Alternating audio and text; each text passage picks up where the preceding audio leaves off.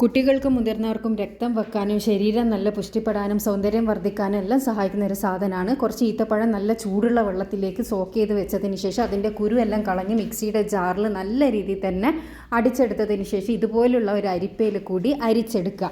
ഇനി ഈ ഒരു നീര് നമ്മൾ ഒന്നും കൂടിയും ഒരു കോട്ടൻ്റെ തുണിയിൽ വെച്ചിട്ട് ഒന്നും കൂടി ഒന്ന് അരിച്ചെടുത്തിട്ട് അതിൻ്റെ സത്ത് എന്ന് പറയുവാണെങ്കിൽ അത് നന്നായിട്ട് എടുക്കുക. അതിൻ്റെ തൊലി ഒന്നും അതിൽ പെടാണ്ട് അതിൻ്റെ നീര് മാത്രം എക്സാക്റ്റ് കിട്ടുന്ന രൂപത്തിൽ നമ്മളിത് തയ്യാറാക്കിയെടുക്കുക.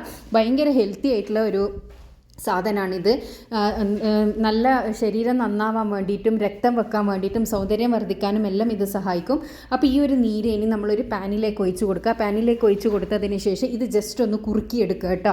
ജസ്റ്റ് ഒന്ന് കുറുകി കിട്ടിയാൽ മാത്രം മതി. അങ്ങനെ ഒന്ന് കുറുകിയെടുത്തതിന് ശേഷം ഇത് ഒന്ന് ചൂടാറിയതിന് ശേഷം നല്ല എയർ ടൈറ്റുള്ള ഒരു ബോട്ടിലിൽ ഇത് സൂക്ഷിച്ച് വെച്ചിട്ട് നിങ്ങൾക്ക് ഉപയോഗിക്കാം. ഇത് ബ്രെഡിൽ കൂട്ടി കഴിക്കാം, അതുപോലെ തന്നെ എന്തിലും നിങ്ങൾക്ക് ഇത് കൂട്ടി കഴിക്കാം. നല്ല ടേസ്റ്റിയാണ്. എല്ലാവരും ഒന്ന് ട്രൈ ചെയ്ത് നോക്കാം. Thank you.